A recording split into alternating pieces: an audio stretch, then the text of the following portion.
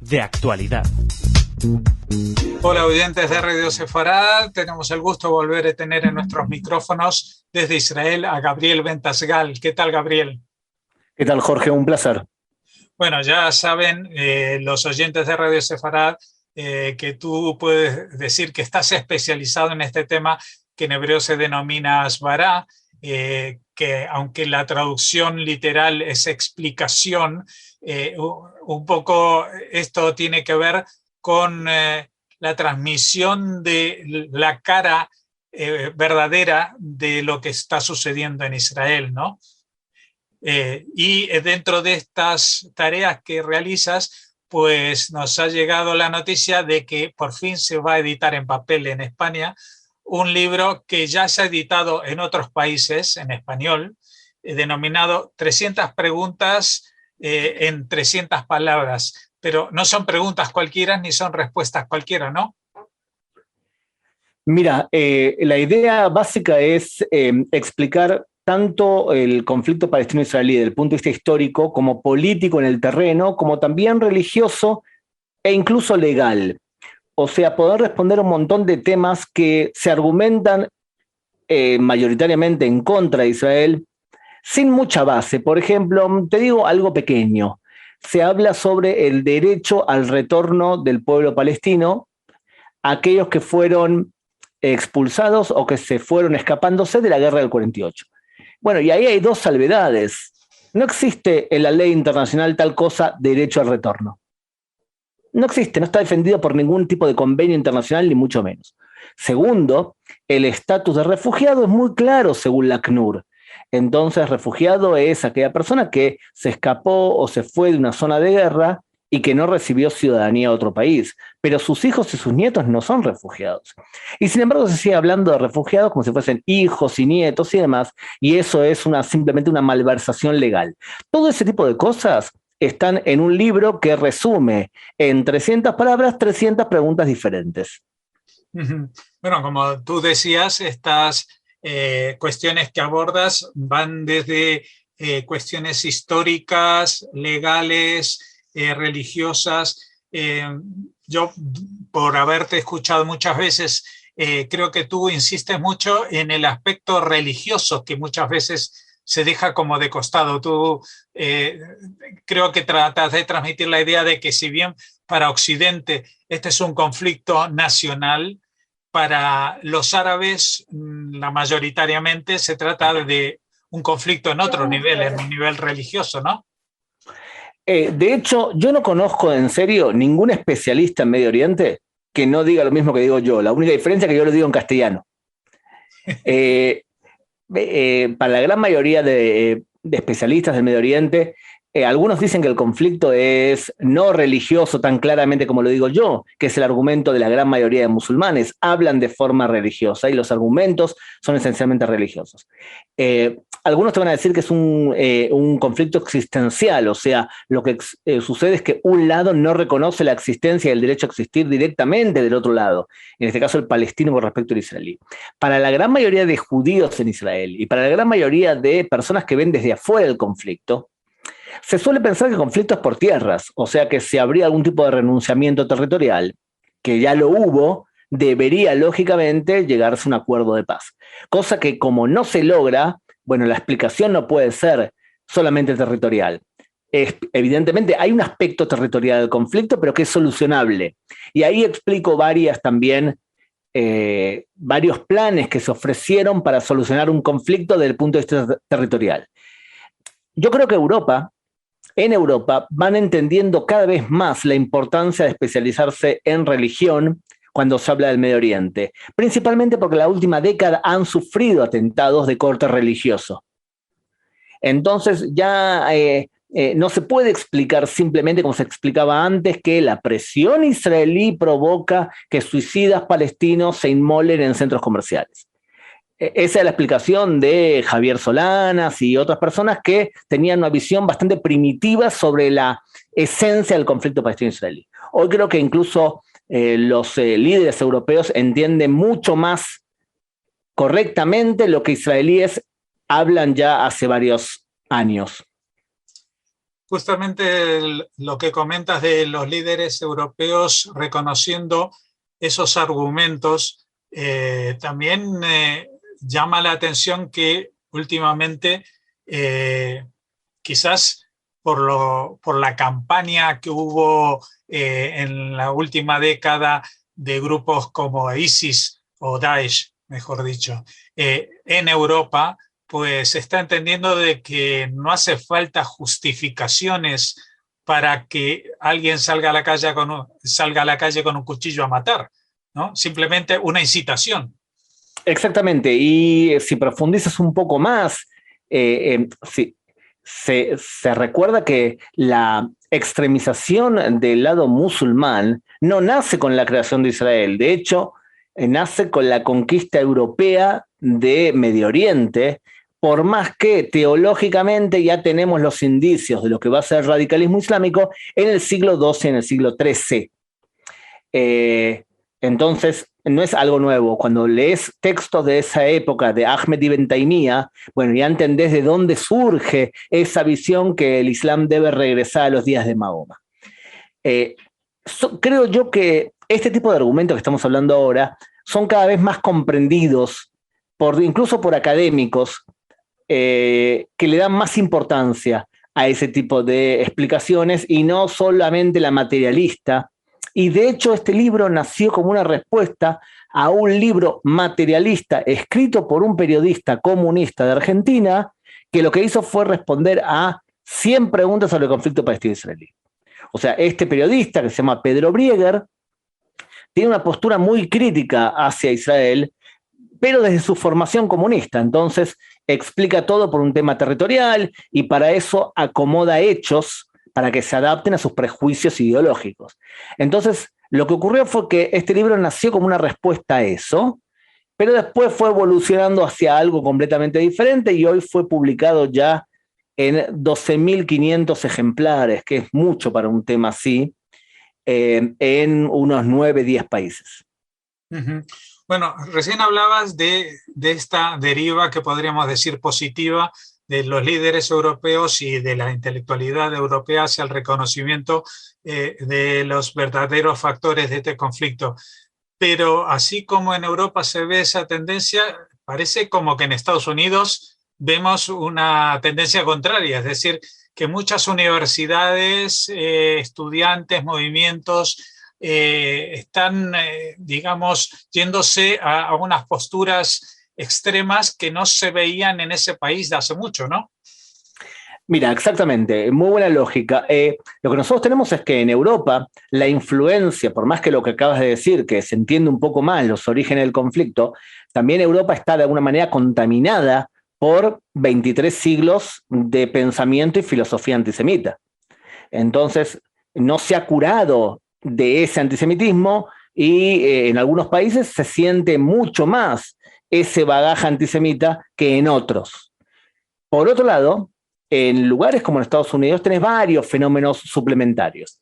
El primero, que ciertas universidades se han transformado en centros narrativistas, en donde no importa buscar la verdad como las universidades antiguas, sino que es casi tan importante lo que yo supongo que ocurrió sin tener pruebas fácticas. Entonces, cuando una universidad se transforma en un centro narrativista, bueno, ahí no se educa, ahí se adoctrina. Y muchas universidades se han transformado en centros de adoctrinamiento, en donde la visión progresista está sustentada en una visión de interseccionalidad. La interseccionalidad desarrollada en los años 90 opina que existe un mundo dividido entre todas las personas que han sido perjudicadas y dañadas, las víctimas, y todos los que provocaron ese dolor.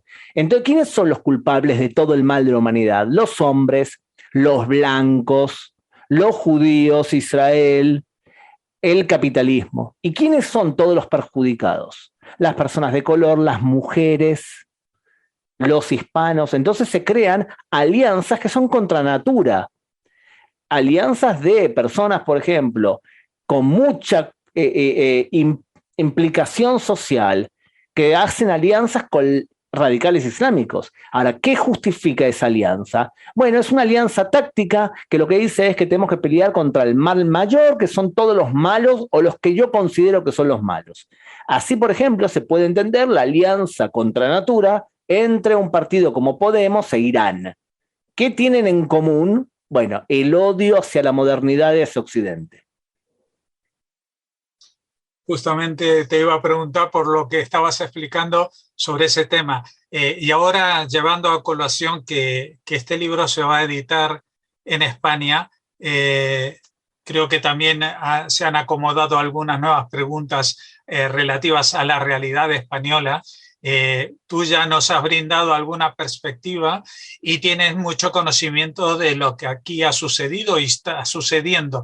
¿Cuál es tu visión, tu panorámica sobre la situación actual de España respecto al conflicto del Medio Oriente y también, de alguna manera, respecto al judaísmo? Porque España es un caso aparte dentro de Europa, ¿no? Por esta ausencia de judíos durante 5 siglos.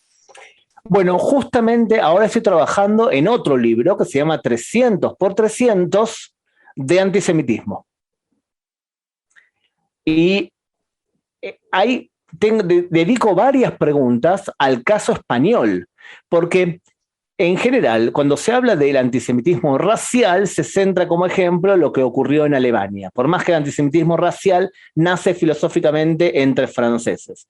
Pero en Francia nace el antisemitismo socioeconómico, aquel que dice que los judíos hacen A, B y C dañando la sociedad. Y el antisemitismo conspiracional nace en Rusia, por ejemplo, los protocolos de los sabios de Sion. El modelo español de antisemitismo se conoce como antisemitismo fantasmal. Y somos antisemitas o estamos influidos por el antisemitismo sin que haya judíos. El caso puntual español es que el antisemitismo penetró esencialmente en las capas cultas de la sociedad. Entonces vos tenés antisemitas diplomados, como un gran escritor, como Quevedo. En general, salvo Cervantes, que tiene un pasado judío parece que evidente, nosotros hablamos de que entre los literatos españoles el antisemitismo era la comidilla diaria. Entonces, lamentablemente, España es un caso en donde el antisemitismo sí está latente. Igual la islamofobia también está latente, pero el antisemitismo en España se junta por factores de índole religioso católico, un país con una tradición fuerte católica, un país con una izquierda fuerte también, un país también que tiene una sensación de imperio colonial, en donde se rechaza a la colonia, al imperio que lo suplantó, en este caso, por ejemplo, Estados Unidos. Entonces se considera a Israel como un aliado de Estados Unidos. Y también una tradición vanagloriada de la amistad árabe-española. Si a eso todo lo juntas con los terribles daños de gobierno franquista, en donde se acusaba a los judíos de formar parte de la conspiración judeo-masónica, entonces evidentemente hay una tradición muy fuerte de antisemitismo en España. Pero yo creo que ese antisemitismo hoy no lo ves tanto en los gobiernos, sí lo ves más en ciertas instituciones. Por ejemplo, la prensa española, por ejemplo, ciertos partidos políticos. Y en general hay un cambio relativamente positivo con respecto a cómo se ve a los judíos, principalmente porque Israel, cuna nacional del pueblo judío, se ha transformado en una potencia en muchos aspectos que España necesita aprender de Israel. Entonces, creo que de alguna manera hay una relación de admiración hacia los judíos y por otro lado un intento de curarse de años y años de educación claramente antisemita. Uh-huh. Bueno, ahora quiero preguntarte por qué, hablábamos de que este libro ahora se edita en España y contiene algunas cuestiones relativas o locales, ¿no? Pero ¿por qué se ha tenido que editar en distintos países y no ha habido una edición única? O si la va a haber, por ejemplo, respecto al antisemitismo. Es que yo creo que es importante que mi organización, que se llama Tzad Sheni, lo que haga es producir materiales que las comunidades puedan utilizar, pero lo que nosotros le pedimos a cada comunidad es intenten ustedes agregar preguntas que sean locales. Por ejemplo, si hablamos del conflicto palestino-israelí, la comunidad de Colombia o la comunidad de España escribió preguntas con respecto a cuál fue la actitud de España o de Colombia o de Portugal, que también sale ahora el libro, con respecto al Estado de Israel y el conflicto palestino-israelí. Entonces ahí le agregas unas preguntas que son locales. Lo mismo va a ocurrir cuando se produzca el libro de antisemitismo. Ahí ciertas preguntas van a ser en profundidad. ¿Cuál es el origen del antisemitismo español? Y cómo se ve hoy, por más que en el libro núcleo sí hay preguntas también sobre España, porque España es un caso especial dentro del mundo, dentro del fenómeno del antisemitismo. Te vuelvo a decir, tiene un nombre incluso el tipo de antisemitismo que se vio en España, que se llama antisemitismo fantasmal. Entonces, va a dividirse de alguna manera en dos partes. Creo que es importante que cada comunidad también produzca sus propios libros. Nosotros podemos darle el material hasta que la comunidad local no toma el guante y ejecuta su propia impresión para beneficio propio, con su propio logo y sus propios intereses, y regalárselo a la gente que realmente lo va a leer y que puede entender mejor lo que está pasando en Medio Oriente, es una decisión local que nosotros como organización transnacional no queremos intervenir. Bueno, ahora quizás es el momento de explicar esa palabra que se utiliza para lo que tú haces, que es asbará, que hay muchas veces que se está empezando a utilizar, por lo menos en España, hay gente más cercana al tema del conflicto que de pronto utilizan la palabra asbará como una palabra mágica, también como el Mossad, ¿no? Que cuando se lo menciona es asbará, Mossad, esto es como si hubieran fuerzas ocultas y negras detrás de ello. Explícanos un poquito qué es la asbará. Muy bien.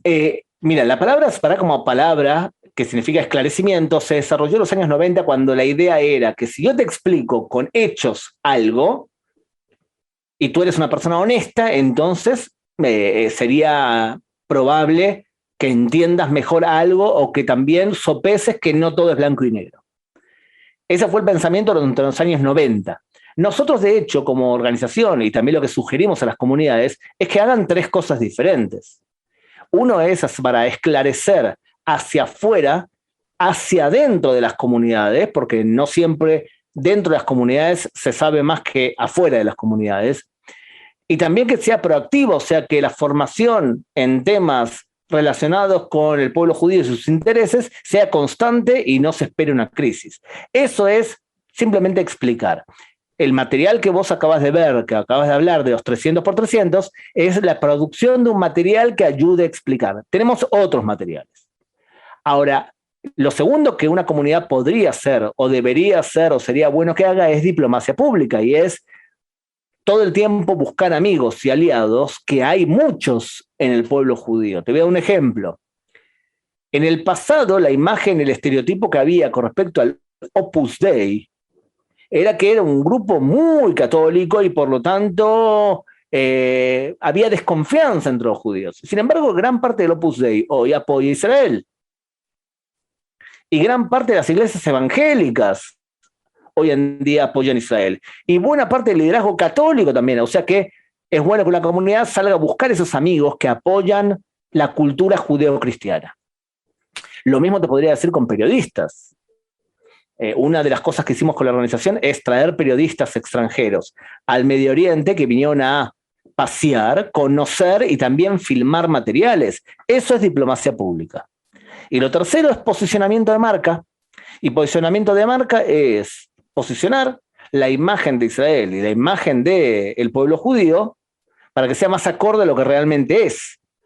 Y eso sirve para que en caso de crisis la imagen negativa que se proyecta, por ejemplo, desde medios de comunicación, penetre con más dificultad. Entonces, tres cosas se deberían hacer: diplomacia pública, posicionamiento de marca y asbará. Nosotros intentamos hacer las tres cosas. Y muchas comunidades también intentan hacer las tres cosas. Algunos lo hacen dividiendo tareas. Algunos hacen ciertas tareas dentro de la comunidad y otros hacen otras. Bueno, en realidad es un desafío para todos, pero la pregunta después de unos cuantos años que llevas en este tema metido con Atzad Asheni, con la Academia Judeo-Sionista, creo que se llama, eh, y me estoy dejando, bueno, la app de Asbará y algún otro proyecto que tienes por ahí que igual lo podés mencionar. Eh, Se avanza en esto porque a veces nos da la sensación de que uno va creando pequeños apoyos, nuevas amistades, etcétera, se va abriendo en la opinión pública, aquí y allá, cosas, pero llega un conflicto como el que vivimos, por ejemplo, hace un par de meses, y es como un castillo de naipes que se vuelve a caer y que hay que volver a levantarlo, y parece como que por cada paso que damos para adelante le sigue al menos uno para atrás, ¿no? Justamente, Jorge, fíjate el ejemplo que has dado.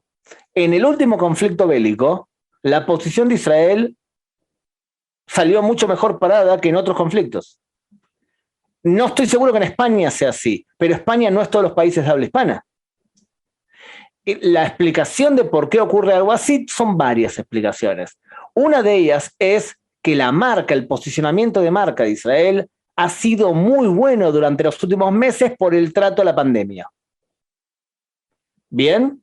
Entonces la imagen de Israel decía, bueno, los israelíes defienden a su población vacunándolos a todos rápido y también defienden a su población cuando le tiran misiles.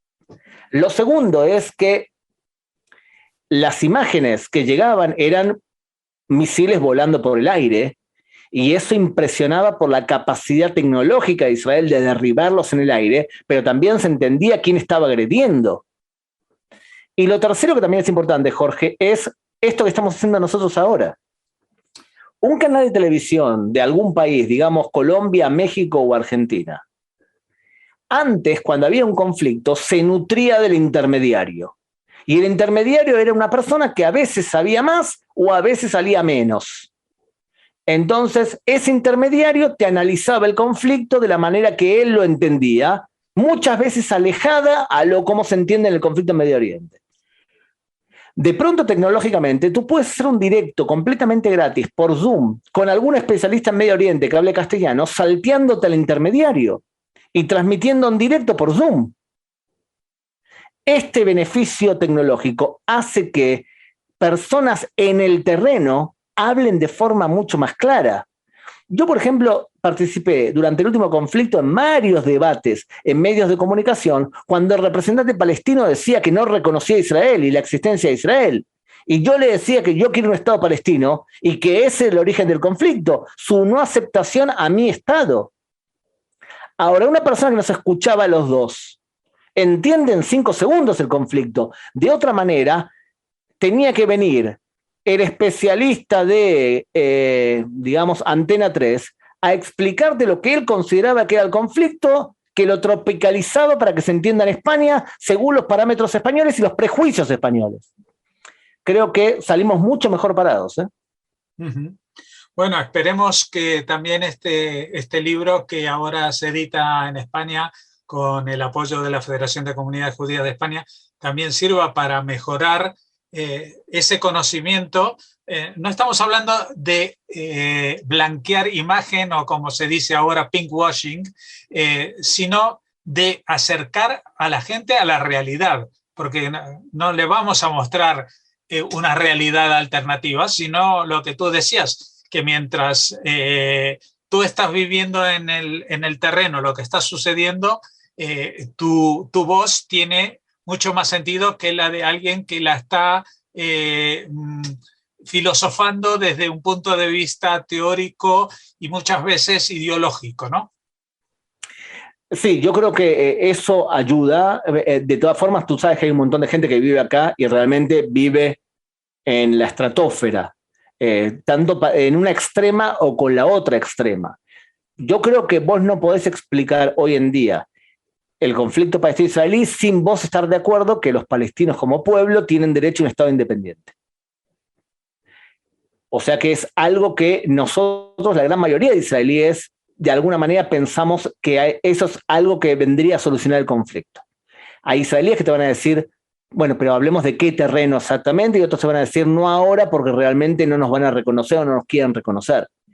Pero en la teología judía, la tierra es menos importante que la vida, ante todo la vida. Y la gran mayoría de israelíes estamos dispuestos a ceder territorios para que haya un estado de paz, si eso nos asegura la paz también a nosotros. Entonces, creo que son diferencias importantes. Y por otro lado, hay cierto desconocimiento sobre cosas básicas del Medio Oriente. Por ejemplo, no sé, te voy a decir la típica española, ¿está bien? La típica española es que los medios de comunicación te van a explicar que los israelíes son los malos porque murieron más del lado palestino. Es un argumento español clásico, cosa que desde todo punto de vista es una barbaridad. Es una barbaridad legal, porque así no se mide desproporción el uso de la fuerza. Me gustaría llegar a juicio con algunos de los periodistas que dicen eso para demostrar que, perdón, quién tiene la razón, porque de acuerdo a la ley internacional queda muy claro cómo se mide desproporción del uso de la fuerza. Y lo segundo es que según esa lógica retorcida, los nazis fueron los buenos durante la Segunda Guerra Mundial, porque murieron 7 millones y algo de alemanes durante la Segunda Guerra Mundial y solamente 500.000 británicos. Entonces, sobre la lógica numérica, los alemanes eran los buenos, ¿verdad? Bueno, ese tipo de cosas incomprensibles hacen creer cosas que no son. Entonces es importante aclararlas. Más que nada porque lo que estamos provocando es, por un lado, que otros entiendan, pero también que nosotros mismos, dentro de las comunidades judías, entendamos, tengamos seguridad y también hablemos con cierto nivel de contundencia. Porque lo que ocurre muchas veces es que el ataque indiscriminado hacia Israel provoca que nuestras comunidades se sientan debilitadas en su identidad. Porque uno te puede decir, ¿cómo puede ser que yo defienda un país que hace esas inmoralidades? Bueno, justamente porque no hace esas inmoralidades. Y eso me lleva, Jorge, a lo que me decías incluso de comunidades judías en Estados Unidos. Existe una relación entre ignorancia y abandono de la defensa de Israel. Cuando vos educás a tu hijo a que no sepa nada, bueno, toda información negativa le va a penetrar con contundencia, porque no sabe cómo refutarla, porque no sabe nada.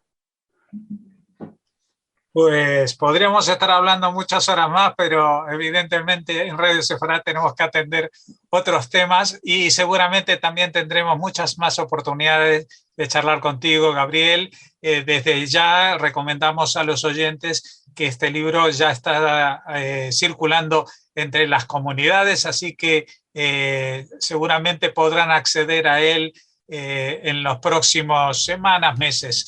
Muchas gracias, Gabriel, y hasta la próxima. Un abrazo, Jorge. Saludos.